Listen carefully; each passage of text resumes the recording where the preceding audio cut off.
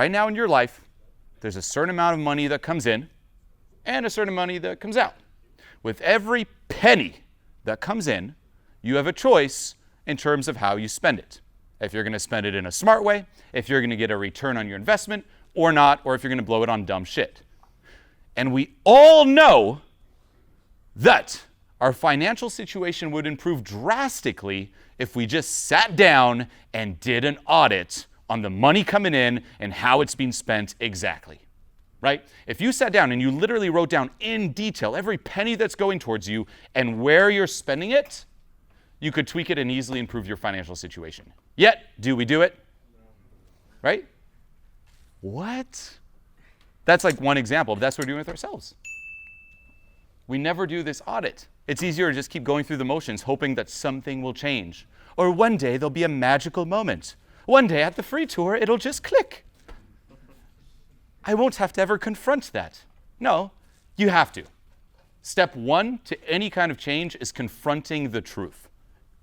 And everyone says this, by the way. It's like awareness is step one. Be aware and be honest with yourself.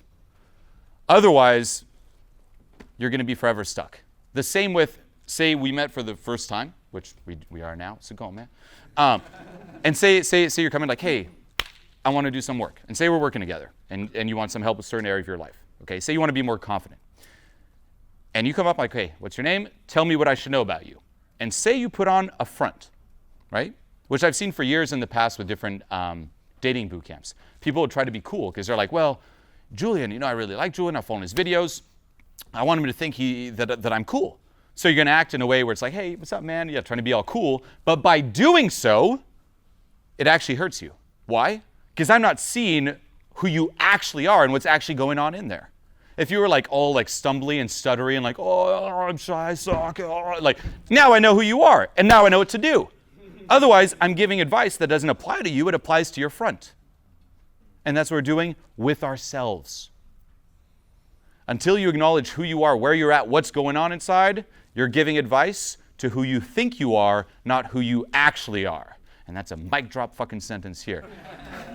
Which I will say at the back, John, if you could make a note. You're giving advice to who you think you are, not who you truly are. Just make a note because I'll forget, because that's actually genius happening in the moment right now. And if you ever see me post this or say it again in a video, you know where it came from. Okay? Well, thank you. How obnoxious is that? It's like, pause, notice my genius, and please applaud my genius. Yes. Your last name is Blanc. Right? Please applaud.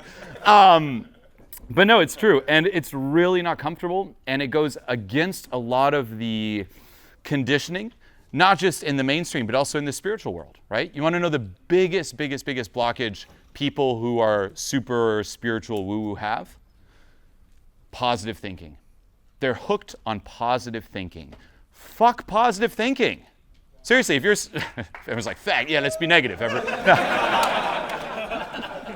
No, it's true. Fuck positive thinking. I hate that. I absolutely hate that. I had to hammer this in to a client actually last week. So it was I do one-on-one Skype coaching, and it was this guy who was like really successful in the tech world, like programming and stuff, and like made literally millions.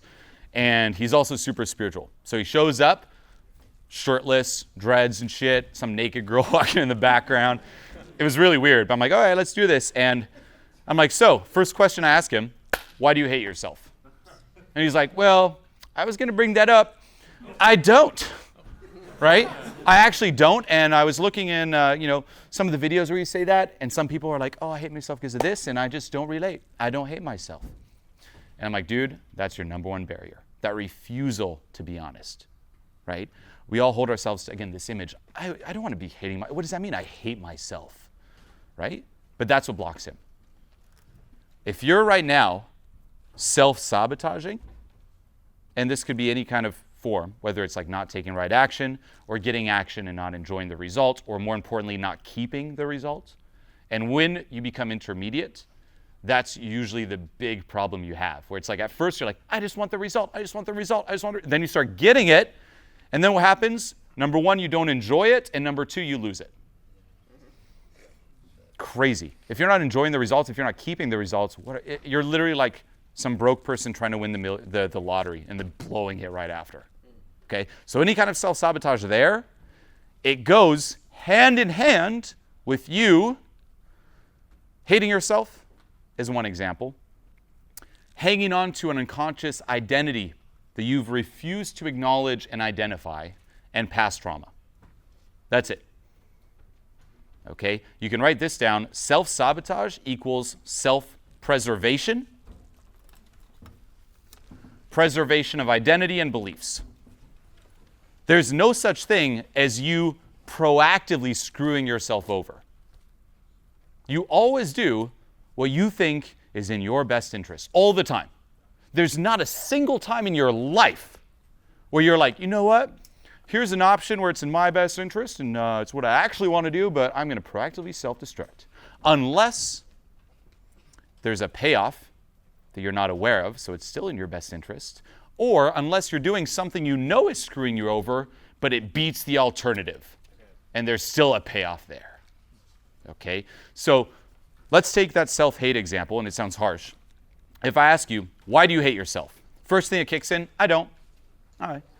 Consciously right now, let's just say you don't, but ask yourself, is there a part of you that hates you? Out of your awareness right now. Is there a part of you that believes you're a piece of shit? You're like, well, maybe. You know what? If there wasn't a part of you, right? Any of you ever like talk to someone you feel like they're outside your league and you start freaking out? Then you believe you're a piece of shit. If you didn't, you wouldn't freak out because you know you're the best option and you're awesome and there's no reason to believe that they're outside your league. The whole definition of outside your league is I'm down here and they're up here. Why do you believe you're down there? And what you're saying here is I don't. And that's why you're stuck, because you refuse to admit that. Admit that there's a part of you that says, this is me, this is what I deserve in life, this is who I am. And what is self-sabotage? It's you unconsciously staying congruent to that. That's why I'm saying self-sabotage equals self-preservation. It's preserving those beliefs and those identities.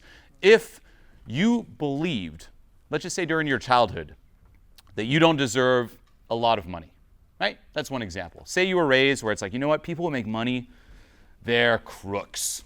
They're scammy mofos, you know. People who make money, they cheated their way. People who make money, they're never happy. They're miserable. They're bad. Say that was programmed into you. Or even you're a kid and your parents or teachers, they might be telling you, yeah, some people make money, but that's not you. You know what? That's just not us in our family. Right? Can anyone relate with that, by the way? Like, that's just not us in our family. Sure, there are some people in the world, but that's not us. But you know what? That's not bad. We're a proud blue-collar family. We're very proud. We're the workers, the workforce. Right? That was actually my family. My dad would always joke that. He's like, we're the people. Be proud to be part of the people. Right? Now, here you can even examine it. What's the feeling or the first, let's just say, word of description that kicks in when you hear the 1%? Fuckers. You know, what kicks in? It's probably like, ugh, the 1%. Ugh, those bad people. Whoa. Let's just take that. Say you believe the 1% is bad, all right? Which, again, is one example of many that rich people, bad. Making money is bad. If you believe that, will you allow yourself to make a lot of money? No, because if you make a lot of money, you become one of the 1% and you become the people you despise and you hate. Yep. And then we're like, well, why do I keep pushing money opportunities away? Why do I get lured by Game of Thrones when I should be working? Because you don't want to be the 1%. If you've taken on the identity, I am a loser. All right? I'm a loser. I don't deserve much in life. I don't deserve to speak up, to be heard, to take up a lot of space, whether it's volume-wise, emotional-wise, physically. I just got to blend in and fit in. That's me. Then guess what? You're going to have a lot of trouble speaking up and putting yourself out there because you're going to stay congruent to that identity. Now, here is where it gets quite interesting. We have, and I call this a core identity, by the way. It's an identity that you form early on when you get your bearings on the world. We have core beliefs and core identity. Okay? You're born, you come into this world, boom, you literally come out of your mom's vajayjay, just, and you're like, what's this place? Everyone came out of their mom's vajayjay, I hope, okay? So I know everyone's like shocked, like, oh, that's how it happens. You lost your virginity to your mom. Technically, right? Technically, if you come out a certain way, it's like touches the inside. Just saying. I mean, it depends what you define, but technically, if it's the act of this inside, none of us were ever truly virgins.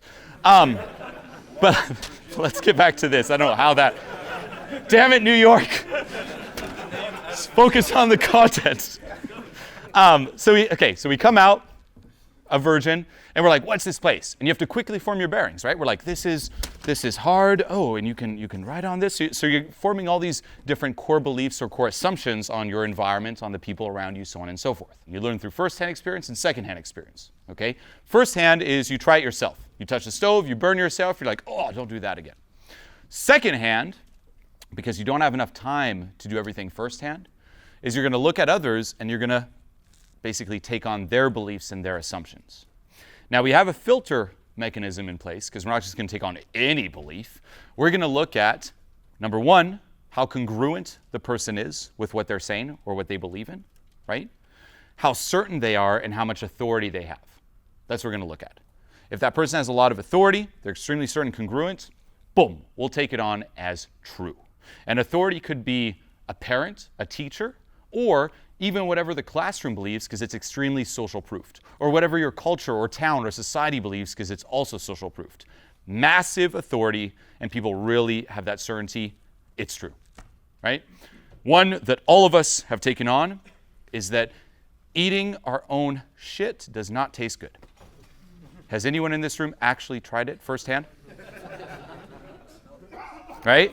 So that's one that we all took on. Like, we actually don't know. I personally don't know. And even when I'm talking about this example, there's always one part of me that's like, maybe you should try it tomorrow, you know? Like, for real, maybe it just smells really bad until it touches our lips. And we're like, oh my God, like, we don't know. But we took it on. Now, that's one example. We do this with a lot. And the core beliefs are the ones that, as a kid, you kind of form the basics. Okay, core belief, these beliefs. And then what do you do to form more beliefs? You build them off of the original core beliefs. Okay? So say you're a kid and the teacher's like, you're stupid. Oh man, they're really certain and congruent when they're saying they have authority, and say the whole classroom's like, ha ha, stupid. You're like, oh, I'm stupid. And say you believe it. You're a kid, you don't know any better. You're stupid, and this is what you deserve in life, not more.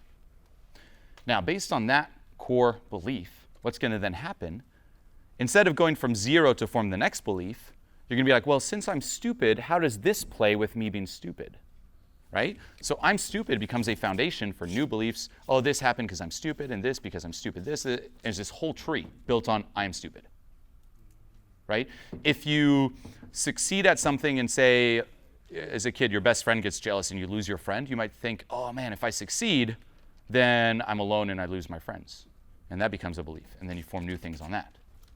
If you look at your parents' relationship and they fight a lot, you're like, love equals fighting. And then you build new beliefs on that. So it's like this whole tree. Now here's how this runs us. One, we never stop and examine this. We literally form this during our childhood.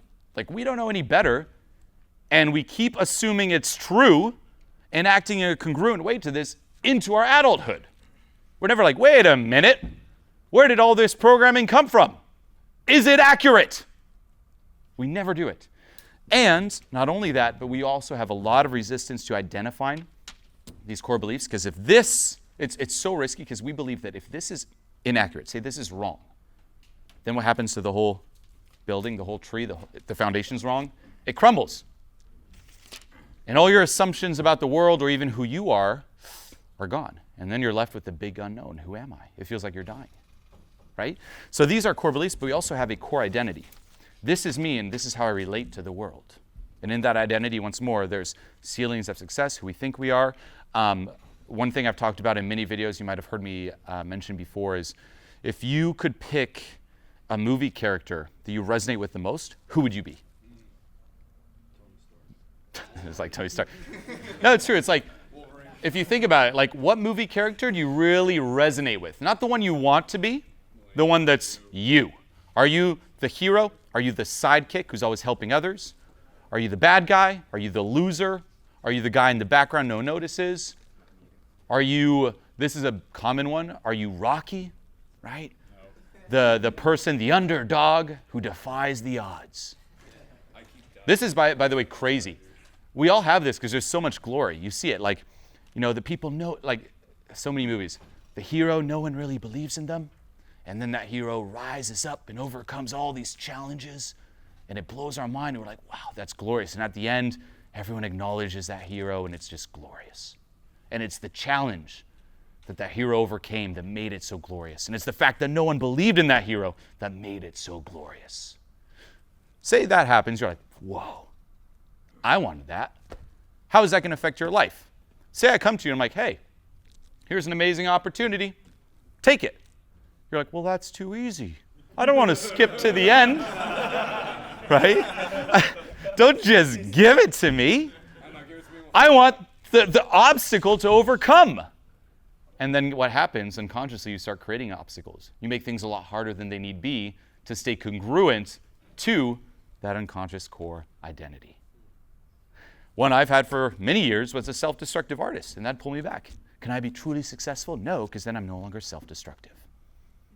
I can't fully allow myself to succeed. Why? To preserve that identity, to stay congruent to that identity. So, big takeaway here is any kind of self-sabotage, there's always a payoff. And what you must do whenever you're even procrastinating or putting things off, and don't self-attack over this, by the way. The whole point of doing this audit is to be aware of the truth. It's not to beat yourself up over it. You got to commit to this, be like, you know what? I'm going to take a hard look at who I am, what I believe, what's running me. I'm not going to judge myself because this gives me the foundation, and now I have the material and what I know what to do with it. Now I can do something. I'm not just blind trying to figure shit out. Okay? So when you self-sabotage, say it's like, do I want to work? Or Game of Thrones finale. What's the payoff of not working? Say you screw something over, you push success away. Why did you secretly like pushing success away? That's the question. Why do I secretly like this? Laziness? I mean, that's one out of many. There's many. And again, this is what I find really fascinating about this, but but what also makes it a lot harder to teach is like, I wish I could just give you the one answer. You want to know why everyone does this? Because of this one thing. No, it depends on you. We're all so unique. We're way more complex than this general answer. And not just that, it also depends on you. So for example, the beliefs you had in the household you grew up in. One person could have grown up believing, as an example, that being creative and taking risks is great. That's how you live. People who don't take risks, they're very boring. People are very logical or even responsible. Those are boring people. And then you're kind of like this chaotic, creative person, right? On the other household, they could have been told the opposite. Those creative people, they're just children. They won't survive the world. You want to be mature. You want to be an adult. And that's what you believe is good. So it's very much, there's so many nuances. Only you know what's running you. But with this type of thinking and doing this type of questioning, this type of auditing, you'll be able to identify what's down there. Okay? So number one, next time you self-sabotage, instead of self-attacking, what part of me likes this? You always get exactly what you like. If there's something you don't like in your life right now, ask yourself, how do I secretly like this? Another example is if you're hanging on to some kind of guilt over something you did during your childhood, like, oh, I bullied this kid. Maybe you weren't the best partner in a relationship and you carry guilt around that. And there's a part of you that believes, you know what? You're kind of a bad person. And you kind of deserve to be punished for what you did or didn't do or should have done. If you believe that you need to be punished to get the justice you deserve, you're not going to let yourself succeed either, because then you're getting away with it. Right? Here's another really crazy one. If you've come from, let's just say, humble beginnings, right? Say it's like your parents might have sacrificed a lot for you to give you different opportunities. although we logically know, my parents did all this for me so I can take advantage and have, say, more opportunities than perhaps they did growing up, part of us wants to remain at the same level they're at, because you think that if you proceed in becoming successful, you're leaving them behind and you're betraying them in some way. Even though it's not true, there's that belief, and you'll keep pushing success away to stay relatable so you believe to your family. Okay? So that's the type of thing. It's like, what part of me? What part of me? The same with, why do you hate yourself? Or here's another one. Why do you deserve to be punished? Or like, I don't. What part of you believes you do? Why are you not good enough? I'm not saying you aren't, but I'm saying do a little audit. Is there a part of me that believes I'm not good enough? And why? And don't look for the right answers. Just see what gets offered up to you. It might make no sense. It's like, you know what? You deserve to be punished because you shat your pants when you were 4. Right? In school. You shat your pants in school, you're 4, you're an embarrassment, you deserve to pay. It makes no sense. We're like, well, I was a kid, what the fuck? But it feels very, very real. If that's a core belief, I shat my pants, I deserve to pay, and that's running you, there's momentum behind that belief too. These core beliefs are extremely powerful. Okay? So changing that type of thinking, be like, what am I trying to stay congruent to, will change your life. Otherwise, you're just going to keep being pulled back. And we all feel that force. I felt it big time. When I released this program called Pimp back in the day. And I swear, it was crazy. I was in Australia, funny enough, writing out the program. And I would, what we call, proactively procrastinate. Anyone heard that term before, right? Where it's like the one thing, like I asked you, the one thing that I knew would take my life to that next level would say, finish Pimp, right? Putting out that program would take my brand from here to here, would take my financial situation from here to beyond the ceiling. Being very modest. It was crazy. It was like, this one thing unlocks a lot. However, it was so scary because, again, it's that belief, like, that's not me. I deserve this. This is who I am. So you're fighting against who you are, that identity. And what happened, every time I had to sit down to work on the program, I'm like, I worked a little bit, and after like 2 minutes, I'm like, you know what? My YouTube header, the picture on my YouTube, I think it could be improved, right? I don't know if it's the best quality picture on this YouTube header. Let me spend a couple hours tweaking the YouTube header. Now, was my YouTube header not the best? Yeah. Could it be improved? Yeah. Will it improve business? Very minimally. Right? So it's actually valid, but it's not the one thing. There'd be a way bigger return on investment of me doing Pimp and finishing that outline than focusing on the minutia of like a YouTube header. And the thing is, there's a million little things like that YouTube header around. Another one I see is, well, you know what? I need to optimize my workstation first. And then forever tweaking that. I need to clean up my computer and delete all the old files. Oh, I need all the up-to-date programs, et cetera, et cetera. It's like, that's the minutia. Do the one thing. Why are you not doing the one thing? Why are you putting it off? That's insane.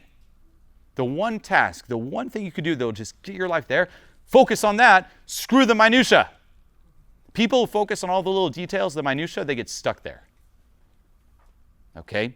So this is a big part of what's holding us back. Okay? And I have it too, and when I started analyzing it, changed my life. And you got to let it sink in too right now. You're not missing the how-to. You're missing the why am I not applying the how-to? You have the how-to. There's so many videos out there, content out there. Like, we're blasted with how-to, yet most people fail. It's not because they're missing the how-to. It's not because they're like, well, I just need one more how-to video. It's because you need to face yourself and dive into, once more, is there a virus running me? And here it's analyzing those beliefs that have been planted in you by society, also by how you perceive things. Remember, you formed these core beliefs when you were a kid. Your perception was very limited, right? As a kid, for you, the classroom's the world. You're like, if I don't fit in the classroom, I die. There's nothing outside the classroom. But that's not true. So you could assume like, oh, or like the teacher says, I'm stupid. You're like, I'm stupid. Or you make false assumptions like, you succeed, you lose a friend. Because I succeeded, I'm alone forever. That's not true. That's a kid making these assumptions, yet the assumptions that little kid made without knowing much about the world are running you today. And we're scared shitless to become aware of them and question them. Why? Because if we do, our whole inner map crumbles. And we all have this inner map. Who we think we are, how we see the world, everything. And you gotta let go of that. That's the problem. You could also view this like glasses that you put on. Stephen Covey talks about this. He actually talks about an actual map. But you can view it as glasses. Here's, you could say, the paradigm you're operating in. Say you're born, immediately, boom, society's glasses. And then from there, it just tweaks everything that you experience and how you see it. And this is how crazy it gets. Say right now, well, you know what, here's this. Say you're a very avid, say there's a movie you really want to see. You're really psyched about seeing this movie, okay? Say it's even like the finale of Game of Thrones. You're super psyched. And let's just say right before watching it, you get a text from a friend saying, it was all right. It wasn't as good as I thought. Now what happens? That there is a little seed that gets planted and tweaks, you could say, the color of your glasses. Now your selective focus, also known as your RAS, right? You can't pick up on everything at once, is going to be programmed to look for proof reinforcing that, staying congruent to the glasses. So you're going to be watching that episode like, I see why my friend thought that, And your experience of watching that episode changes completely. What about the other thing? Say right before watching Game of Thrones, your friend texts you and is like, oh my God, that was the best finale ever of all time. Seed planted, boom, changes it. That's just one little example. We do this with everything from the moment we're born, and that's what you must analyze. And it doesn't mean remove everything. It just means remove stuff that isn't true and stuff that holds you back. Okay? That is one big obstacle. The other, which I've talked about a lot, is past trauma. Okay? And trauma, again, we tend to overblow it. It's like, oh, trauma is like your leg flies off and you're like tortured and shit. Is that traumatic? No. Yeah, of course. Of course it's traumatic. Of course. But you know what else is traumatic? Going back to what we just talked about, as a kid, your perception's so limited. Being lost in a grocery store. That's traumatic as shit. You think you're going to die. You're like, Mommy, Papa, lost in the store. You think it's the end of the world. I'm in the cereal aisle. I lost them. I'm going to die. Is that true? No. But you don't know that. For you, that feels as if you're in like a war zone territory and you're like, I lost my troop. I'm screwed. That's traumatic. You being shamed by or mocked by classmates, that's traumatic too, right? I had this, and I still remember it to this day. There was a rumor that I liked this girl. And I was young. I was like 6 or 7, I think. 6, maybe even 5. I don't know. Around that time. I ended up sleeping with her many years later. And I did like that girl. However, we're still a great girl. However, when that rumor went around, I felt like my life was over. Like kids started talking like, oh, do you hear Julien likes that girl today? And it started, I was in a very small little farm town, started getting around, even to the point where it was like dinner and my parents asked me like, oh, so we heard you like this girl. And I was like, I don't. Like, it was so crazy. Like, I wasn't able to sleep. I'd be so stressed in bed like, oh my God, they all know. How am I going to live? My life's ruined. Why? Very limited perception. The world is the classroom. This will last forever. It's over. People who like girls, they're screwed. Why? And they're like, that's what I believed, right? Traumatic. Now, what do we do to cope with this? I'm going to die right now because there's this rumor. Let's never, ever let any girl know that I like her ever again. And we disown the part of us that likes girls. Because you think if that comes out again, you're dead. Remember this. Trauma, whatever experience caused it, and oftentimes trauma is so buried that you can't even consciously identify it.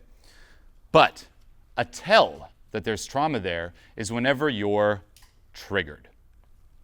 Okay? That goes hand in hand with triggered.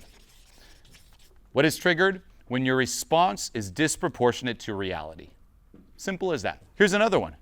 If you right now were in a line at a Starbucks and everyone's really quiet and it's a big line, and I'm like, sing for 30 seconds, right? Imagine you start saying it, everyone's staring like, what? You're going to feel like you're probably going to die. Logically, are you at risk in a Starbucks? Triggered. Disproportionate to reality. Another one is a breakup. Are breakups fun? I'm surprised you have to hesitate on this. Everyone's like, well, let me think on this one. No, they're not fun at all. And it's horrible. You go through a grieving process. You lost your partner. It's like, it's intense. However, it's not permanent, right? People get triggered when a breakup, where they're run by that breakup 10, 20, 30 years later. You'll see people when they're 80 still talking about, like, my first wife, triggered by that. That is you being triggered. That's disproportionate to reality. If this original trauma was down there, it's under layers and layers and layers of resistance, by the way. That's, I'm like, think about it. You're like, I don't even know. Layers of resistance. And oftentimes you can't ever even consciously identify it. You can only feel it. But when you're triggered, this gets poked at and shoots up a little closer to the surface, closer to your awareness, if you will. Horrible handwriting. Now, when it's here, we freak out a lot more because, like, oh my God, it's almost to the top. And what do? Stuff it back down, right? However, whenever you're triggered, I think this is great. You want to know why? Because it's a lot easier to catch it here than way down here. So why not proactively trigger yourself to let it come up and let go of it? True transformation isn't like Molly, but like ayahuasca. It's not this happy, happy daisy Molly trip. It's ayahuasca where you're facing your demons and shitting and puking all over yourself. Okay? Now, let's go back to that positive thinking. Okay? If this is a barrier, because you really have to understand it, especially going hand in hand with the law of attraction, right? Whatever you think, you're going to manifest more of. If you feel this, you're going to attract more things like that. I actually believe in that. I don't know if it's like per se a law, but if you look at a lot of the things happening, it seems pretty accurate. Now here's the catch. Here we are, consciously, all our little thoughts. And we're like, you know what? I don't really want to think about why I hate myself, right? Because that's negative. And if I think about why I hate myself, then I might be attracting more of that. Legit concern. But here's the subtlety. This is what you're aware of. As we said, here's the shadow you, what you're not aware of. Whether you're aware of this or not, it's still going on and it's still active. If the shadow you right now believes, you're a piece of shit, you're a piece of shit, you're a piece of shit. Whether you bring this thought, you're a piece of shit, into your awareness to do something about it or not, this is still active. So in reality, it's you become aware of it to let go of it. Just because you're not aware of it doesn't mean it's not going on. Doesn't mean it isn't active. It's still active. In reality, it's more active. You want to know why? Because whatever you resist persists. There's more and more charge, right? So it's temporarily bringing this up to then let go of it and do something about it, you know? And we hear this too, where it's like, don't focus on the past, focus on the future. If you focus on the past, you'll be stuck in the past, right? Not necessarily. If you focus on the future, ignoring the past, you'll keep repeating the past. It's more nuanced. It's focus on the past to have control over your future. Otherwise, you're literally like a rat in a maze. We think we have free will? No. You have free will as long as it's congruent to that core identity, those core beliefs, and past trauma. That's your little cage. That's your prison right now. Like, this program is such a game changer. The way everything's structured and the material, it's been already, even for me, it's just been, I'm noticing a crazy change in the way that my whole life's like playing out. What you put together is just incredible. There's nothing like that. I've just jumped like a million levels. It's just been a complete 180 for my experience of existing. That's awesome. It's just been so huge in terms of so many of the things I'm finally understanding and realizing and epiphanies I'm having. What you do is a huge inspiration to me, and I think it's one of the most beautiful things you can give to another human in this entire world. You saved my enlightenment. I'm telling you, that's This is real, man. Sometimes all it takes is just one person who believes in you. Find people who are where you are in life and model them, work with them. I would not be here if I didn't have people who held me accountable. Wow. I just felt a click and things are changing. This program was just top notch. Seriously, like this is a masterpiece. This is perfect. Everything, the way it's set up, the live calls, like all the support from the coaches is incredible. It's been nuts. I just had my tears of joy. This was the best decisions I ever made. Thank you for creating something wonderful like this. This program was phenomenal. This program was amazing. This program has definitely changed my life. I know for a fact I'm in the right place. This is exactly what I was expecting from the program. It's been spectacular. I feel really lucky to have found you. Thank you so much, Julien. It's worth every dollar.